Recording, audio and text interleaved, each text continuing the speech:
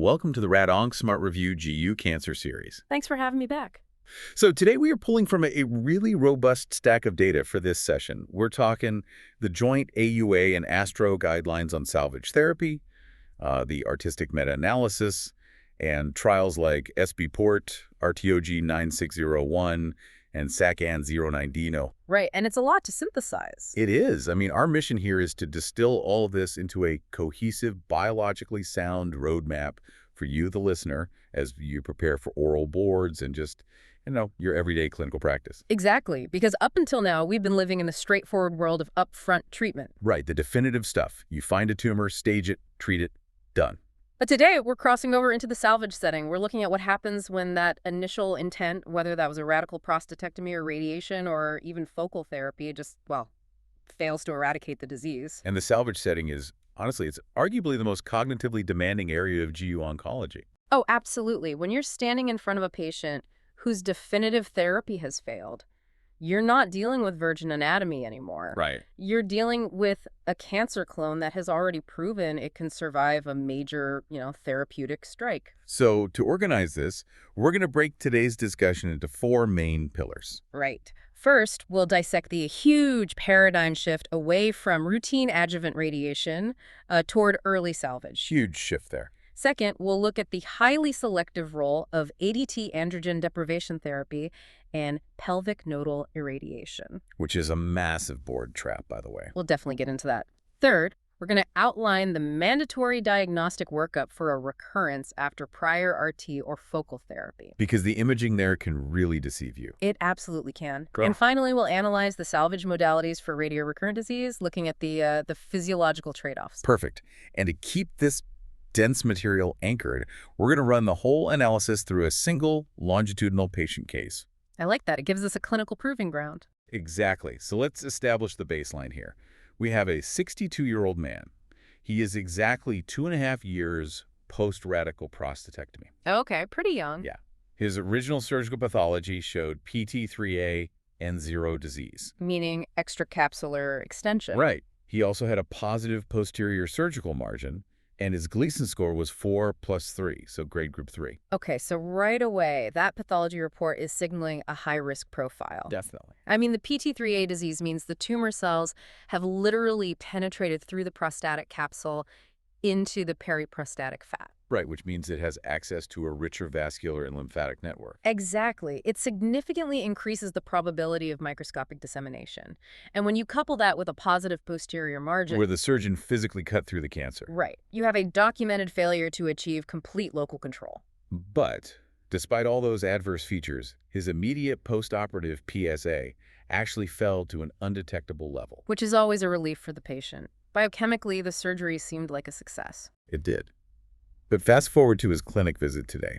His PSA has risen to 0.32 nanograms per milliliter. And we always need to confirm that. Yes, confirmed on 2 consecutive draws. Yeah. And we calculated his PSA doubling time at about 11 months. Okay. Did he get a PT scan? He did. We sent him for a PSMA PUT, and it shows faint, localized uptake in the right retrovesical space. But crucially, 0 evidence of pelvic nodes or distant metastasis. This is just such an incredibly common presentation in clinic. You have a guy who thought he was cured, and now the biochemical alarm bells are ringing. Right. So he sits down in your consult room. He's super anxious, and he asks the ultimate question. Which is always, do I need radiation right now, or can we just watch this? Exactly. So based on the current AUA and ASTRO guidelines, what is your immediate stance? The clinical mandate here is unambiguous salvage radiation is recommended right now. No waiting. No waiting. He strictly meets the conventional criteria for biochemical recurrence. He's right in that optimal early salvage window. And letting it rise further just degrades his chances. Mathematically and biologically, yes. Delaying reduces the probability of durable cancer control. Okay, but I want to play devil's advocate here, maybe from the perspective of a resident reviewing this case. Sure. We have a 62-year-old with known positive margins and PT3A disease. It seems really counterintuitive to have waited 2.5 years to act. It does seem that way at first glance. Right. Like, if we knew he had adverse pathology on the day of his surgery, why didn't we just radiate the prostate bed immediately back then? Why wait for the cancer to prove it's still there? Well, that tension between immediate action and observation, that's one of the most profound evolutions in our field. Because historically, we didn't wait. No, not at all. If you were practicing 20 years ago, the standard of care for this guy, without question, was adjuvant radiation within a few months of surgery. And that wasn't just a guess. That was backed by major randomized trials, right? SWOG 8794, EORTC 22911, the AR9602 trial. Foundational trials, they all ask the same basic question. Does immediate postoperative radiation improve outcomes compared to observation for these adverse features? And they randomized thousands of men. Thousands.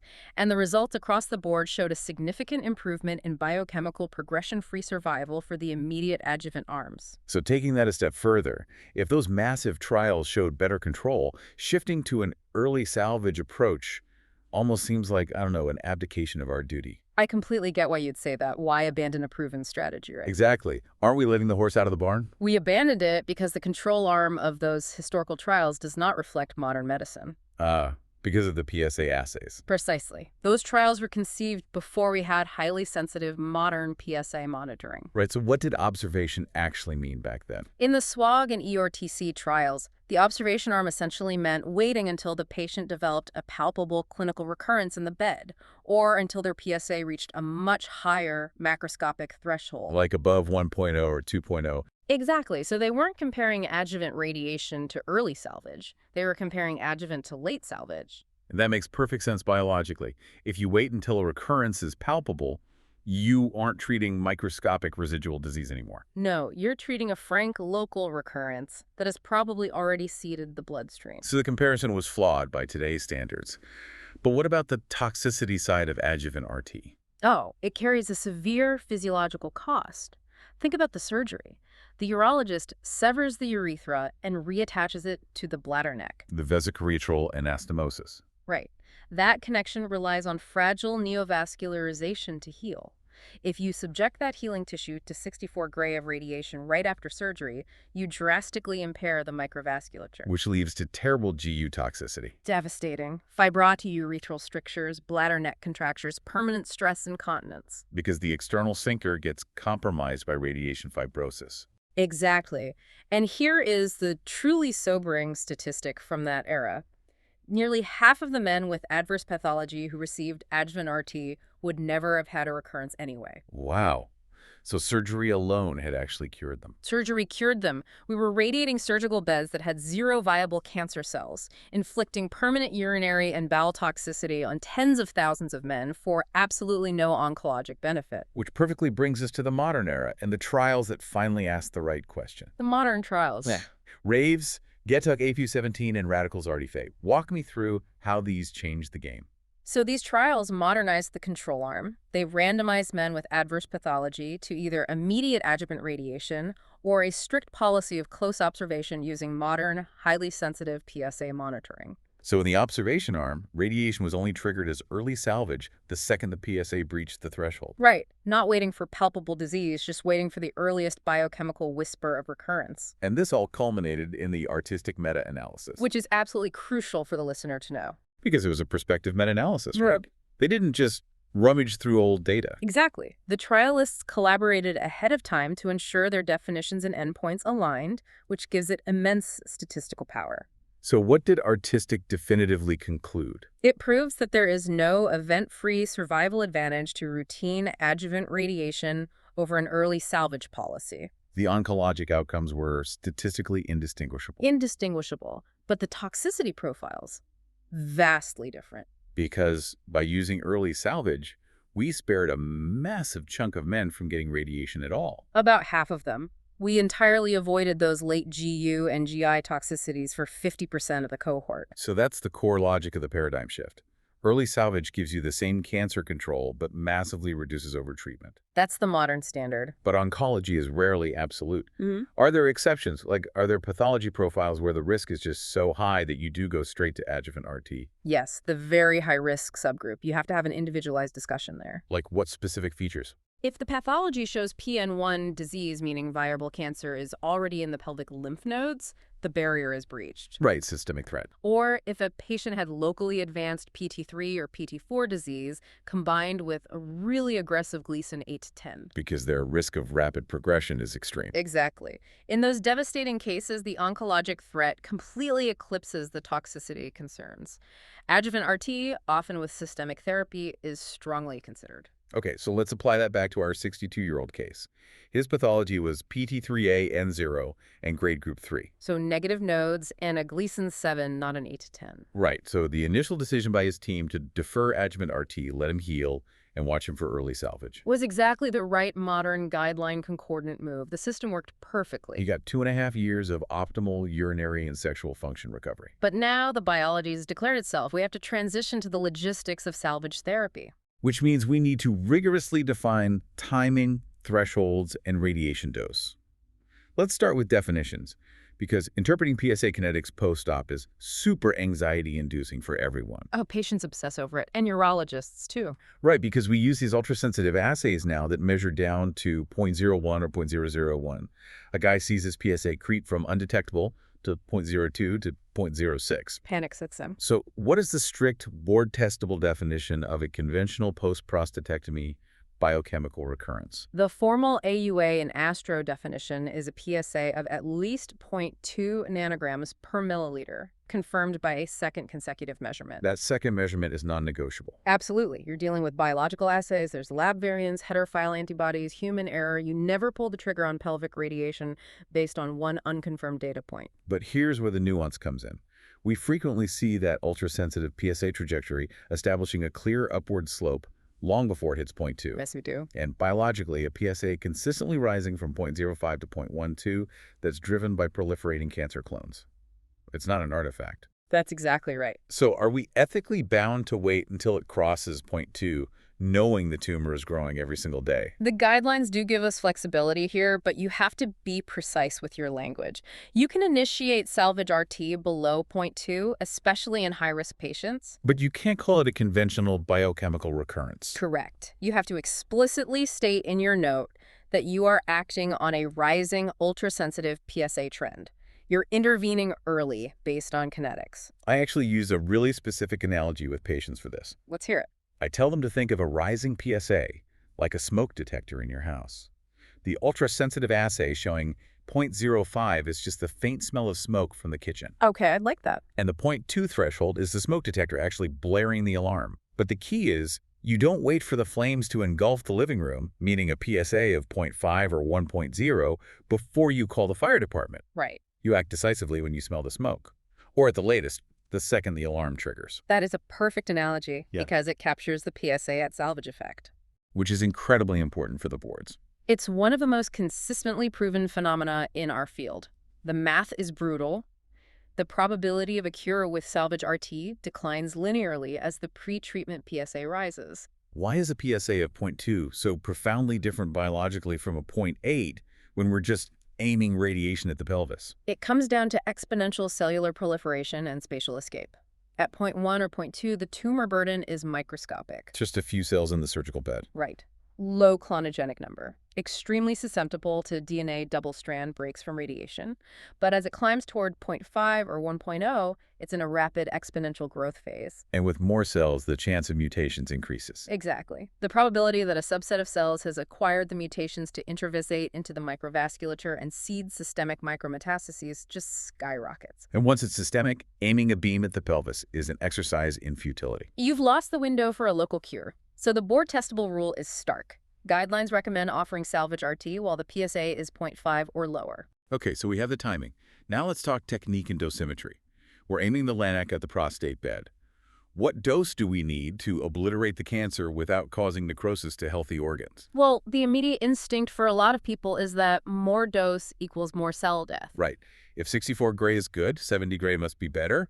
We want to sterilize the bed. That exact hypothesis was tested in the Swiss ESICO 09 Shiro trial. Let's break that down. They randomized post-op salvage patients to either 64 gray or a dose-escalated 70 gray to the prostate bed. The thought was that the higher dose would overcome radioresistance in the fibrotic scar tissue. But the biological reality proved otherwise. Completely. Esico or 920 showed no significant improvement in biochemical control with 70 gray. The extra 6 gray did not cure more patients. But it did cause more harm. Significant increase in late gastrointestinal toxicity. And we have to picture the anatomy to understand why. The prostate bed sits right anterior to the rectum. Right, and Denonvillier's fascia, that delicate connective tissue plane between them, is usually disrupted or removed during the prostatectomy. So the anterior wall of the rectum just gets drawn into that surgical void. Exactly. It brings the rectal mucosa directly into our high-dose radiation target volume. So when you escalate to 70 gray across that whole bed, you overwhelm the repair capacity of the rectum, You cause obliterative endarteritis, closing off the tiny blood vessels. which leads to mucosal ischemia telangiectasias. Chronic rectal bleeding, urgency, and even fistulas. It's miserable. So the clinical recommendation is strictly 64 to 66 gray to the elective prostate bed. Yes. But there is a modern caveat based on advanced imaging. Look at our anchor case. Right. The PSMA PET showed a faint, specific hotspot in the retrovesical space. We have a macroscopic target. In that scenario where you actually see the gross recurrence on an MRI or PET, how do you handle it? You still treat the whole bed to 64 to 66 gray for the microscopic disease, right? Yes. But you can use a simultaneous integrated boost to deliver 68 to 70 gray specifically to that visible lesion. Okay, but there's a hard rule there. A very hard rule. You only deliver that focal boost if your dose constraints to the rectum and bladder are strictly met. You never sacrifice the reppal wall just to hit a dosimetric number on a focal boost. Never. What about the fractionation schedule? Because 35 daily treatments is a massive logistical burden for a patient. Well, prostate cancer has a uniquely low alpha-beta ratio, usually estimated around 1.5. Meaning it's highly sensitive to larger daily doses compared to the rectum. Exactly. So exploiting that biology, moderate hypofractionation, delivering larger daily fractions over shorter time is becoming really validated here. Comparable control, better convenience. I love that. So do the patients. Okay, this seamlessly brings us to our third pillar, systemic intensification. We've optimized the local strike. But what if the cancer has already launched microscopic life rafts into the lymphatics or the blood? This is where we decide if local therapy is enough, or if we need to add androgen deprivation therapy ADT and treat the pelvic lymph nodes. And this is arguably the most debated, heavily tested area in salvage management. Oh, the board trap here is immense. The reflexive assumption that salvage equals ABT. Yes. A lot of clinicians fall into the habit of prescribing hormones to every single patient with a rising post-op PSA. You have to avoid that trap. ADT in this setting is governed by strict selectivity. It is not a benign intervention? Not at all. Metabolic syndrome, sarcopenia, cardiovascular stress, osteopenia, cognitive fogginess. You do not subject a patient to that metabolic trauma unless their risk features truly justify it. So we use a targeted risk stratification approach. Let's cement this for the listener with a mnemonic. Let's do it. We'll call them the HARDS features, HARDS. These are the red flags that push you strongly toward adding systemic ADT. Let's break down the biology of each letter. H stands for a high postoperative PSA at the time of salvage. Like we said with the PSA at salvage effect, if the PSA is allowed to climb above 0.5 or 1.0, the sheer volume of tumor cells exponentially increases the chance that clones have escaped the pelvis. Systemic disease needs systemic therapy. Makes sense. A stands for an aggressive grade, specifically grade group 4 or 5, so Gleason 8, 9, or 10. These poorly differentiated tumors don't have the structural integrity of normal glands. They are biologically wired for early vascular invasion. Local therapy alone just isn't enough. R is for a rapid PSA doubling time, generally defined as 6 months or less. Which reflects an aggressively dividing clonogenic population. It's rapidly acquiring mutations. D stands for a detectable, persistent postoperative PSA, meaning the PSA never dropped to 0 after surgery. That is a devastating prognostic sign. It means either the surgeon left a massive volume behind, or more likely, the cancer had established distant micrometastases before the scalpel even touched the skin. The horse wasn't just out of the barn, it was miles down the road. Exactly. And finally, S stands for seminal vesicle invasion, or pathologic T3B disease. The seminal vesicles have this rich venous and lymphatic drainage that bypasses the prostatic capsule entirely. It's a biological superhighway right into the systemic circulation. So if a patient presents with any of the HARDS features, high PSA, aggressive grade, rapid doubling, detectable persistent PSA, or seminal vesicle invasion, you strongly consider ADT. Yes, the rationale shifts heavily towards systemic intensification. And to validate this biologically, we need to look at the trials, starting with the undisputed heavyweight, the SP-Port trial. SP-Port is mandatory knowledge. It asked exactly how much therapy is necessary in the salvage setting by randomizing patients into 3 arms. Walk us through the arms. Arm 1, prostate bed RT alone. Arm 2, bed RT plus short course ADT. Arm 3, the maximal package bed RT plus radiation to the whole pelvic lymph node basin plus short course ADT. And the results were pretty definitive. Very. The 3-component approach in Arm 3 yielded the absolute best progression-free outcomes. But we have to be careful not to misinterpret that as a mandate to use Arm 3 for everyone. Right. It proved that intensification works for controlling microscopic disease, but we still apply it selectively based on the heart's profile. What about trials just looking at ADT without the nodal radiation? The French Getud AFU16 trial showed that adding 6 months of ADT to bed RT improved long-term progression-free and metastasis-free survival. But the trial that always dominates tumor boards is RPOG 9601. This showed a rare, highly coveted overall survival benefit when adding 24 months of high-dose bicalutamide to Salvage RT. But there is massive controversy surrounding how people interpret 9601 today. Because of the post-hoc subgroup analysis? Yes, the overall trial was positive, but later they stratified patients by their PSA level at the time of salvage. And what did they find? They found the survival benefit was statistically driven by men with a PSA of 0.6 or higher. In men below 0.6, the bicalutamide didn't show a significant survival benefit and actually increased non-prostate cancer mortality. And this led to a dangerous oversimplification in practice. Oh, you'll hear all the time. Based on 9601, we absolutely do not give ADT if the PSA is below 0.6. Which is a fundamental misunderstanding of trial statistics. Completely. A post-hoc subgroup analysis is hypothesis generating. You cannot draw a hard biological line at 0.6 and claim ADT magically stops working at 0.59. Plus, 9601 used 2 years of high-dose bicalutamide, an androgen receptor antagonist. Right. Modern practice uses LHRH agonists or antagonists, which achieve complete medical castration and have totally different toxicity profiles. You can't just map 1990s bicalutamide toxicity onto modern drugs. Exactly. The 0.6 cutoff is just one piece of the puzzle, not an inflexible law. What about the duration of ADT? The Radicals HD trial added some nuance there. They compared 6 months versus 24 months of ADT added to post-op RT. Yeah. 24 months beats 6 months for metastasis-free survival.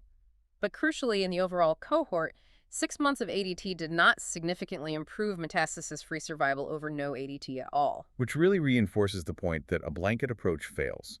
ADT starves micromets, but only if the patient's biology dictates those mets actually exist in a life-threatening volume. Beautifully said. So to synthesize the guidelines, if you use ADT, standard short course is there to 6 months. You only escalate to 18 to 24 months for patients with multiple high-risk features. Let's run our 62-year-old anchor case through this logic. Okay. PSA 0.32, doubling time 11 months, grade group 3, undetectable post-op PSA, no seminal vesicle invasion. Let's run the HARDS criteria. High PSA. No. Aggressive grade. No. Rapid doubling time. No. Detectable persistent PSA. No. Seminal vesicle invasion. No. He has 0 of the primary risk features. So what's your clinical recommendation? Early salvage RT to the prostate bed alone.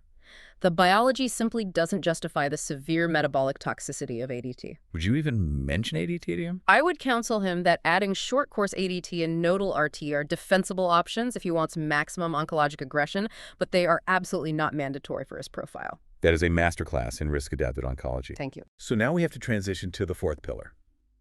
The flip side of the salvage paradigm.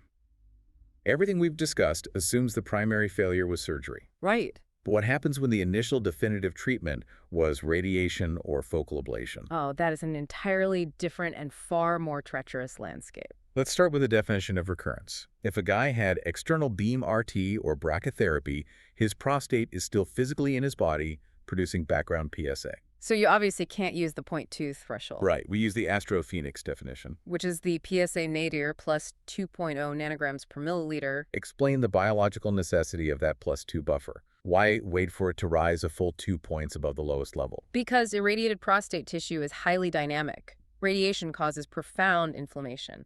Often 12 to 30 months after primary RT, patients get a PSA bounce. Just a transient benign spike. Yes, driven by radiation-induced prostatitis and delayed cell death. If you jump in on a minor PSA elevation, you risk destroying their anatomy to treat a benign inflammatory response. The nadir plus 2 mathematically filters out the vast majority of those bounces. Exactly. It ensures you're acting on true clonogenic failure. Okay, so let's say a patient hits the Phoenix definition. Nadir was 0.5, now it's 2.8. You order an MRI, and the radiologist sees an intensely suspicious restricted diffusion lesion in the irradiated prostate. Okay. Can you just immediately proceed with a salvage cryoablation or salvage prostatectomy based on that glaringly positive MRI? Absolutely not. That is a non-negotiable hard rule. You must never attempt local salvage based on imaging alone. This is the imaging trap. Break down the cellular pathology of why the MRI lies in this setting. High-dose radiation fundamentally alters the microenvironment. It obliterates blood vessels and causes dense acellular collagen deposition fibrosis. It also causes coagulative necrosis of the tumor cells. And on an MRI, that looks like. That dense fibrosis appears intensely dark on T2-weighted imaging and severely restricts water movement on diffusion-weighted imaging. To a radiologist, dense radiation fibrosis looks visually identical to a densely packed recurrent tumor. It can suggest recurrence, but it cannot definitively distinguish between dead scar tissue and living cancer. Exactly. So the mandatory sequence is restage with PSMA, PET, and MRI to map the anatomy, and then you must perform a targeted prostate biopsy. You have to prove, under a microscope, that there are living cancer cells. Before you subject the patient to the extreme morbidity of local salvage. And we really need to emphasize why that morbidity is so extreme. Let's talk about salvage radical prostatectomy. It is a physiological nightmare. In a standard upfront prostatectomy, the surgeon uses natural connective tissue planes to dissect the prostate away from the rectum and nerves. But after 78 degree of radiation, Those planes are obliterated. The prostate, rectum, and bladder neck fuse into a single, dense, fibrotic mass. When the surgeon tries to cut the prostate out, the risk of tearing into the anterior rectal wall is immense. leading to a rectourethral fistula, feces spilling into the urinary tract. And because the tissue has been irradiated, the blood supply is destroyed, so it has almost zero capacity to heal. Often requiring a permanent colostomy. Yes. Plus, the external urinary sphincter is heavily scarred, so rates of severe permanent incontinence are incredibly high. What about the ablative options? Cryotherapy, HIFU. They try to destroy the tissue in situ. Cryo uses argon gas to freeze the tissue to negative 40 degrees Celsius, rupturing the cell membranes with ice crystals. HIFU uses acoustic waves to literally boil the cells from the inside. No scalpel, but still massive thermal trauma to irradiated tissue. Right. High risks of sloughing, incontinence, and fistulas. So long-term control is possible, but the trade-offs are staggering. Patient selection relies heavily on baseline urinary function. If they're already struggling with radiation cystitis or incontinence, a salvage ablation will likely destroy whatever continence they have left. What about focal therapy failures? Like if a guy had a targeted freezing of a single nodule and now has a significant local recurrence. The board-relevant pearl there is you do not chase a focal failure with another focal treatment. Because the underlying field effect of the prostate is proven to be oncogenic. Exactly. Current guidance favors abandoning the focal approach and moving to definitive whole gland therapy, either RP or RT. Makes perfect sense. This leads us to our fifth pillar. Regional recurrences, and the impact of PSMA-BC. What if the cancer isn't in the prostate bed, but the PET shows pelvic lymph nodes? The algorithm diverges based on the primary treatment. Okay, scenario A, post-radical prostatectomy. Nodes were negative at surgery. 2 years later, PSA rises, PK shows a hot spot in a right external iliac node. So the disease has escaped the bed but is confined to the lymphatics. Standard approach: systemic ADT plus salvage RT to the bed and the complete pelvic lymph node basin. Boosting the visibly positive node. Correct. Scenario B, patient had definitive external beam RT, but the nodes were intentionally left untreated. Now, rising PSA, positive pelvic node on PK. In that post-RT nodal recurrence, the nodes are virgin territory, so you deliver salvage RT to the whole nodal basin combined with ADT. Straightforward. But PSMA-PET has created a huge clinical conundrum in the early salvage setting. Oh, definitely, because of how it works. Right, PSMA, prostate-specific membrane antigen, is overexpressed on the cancer cells. The radiotracer binds to it, we see it on the scan. It's revolutionary, but it's bound by the laws of physics and spatial resolution. This is the critical issue. Back to our anchor case. PSA is rising to 0.25. Biological clock is ticking.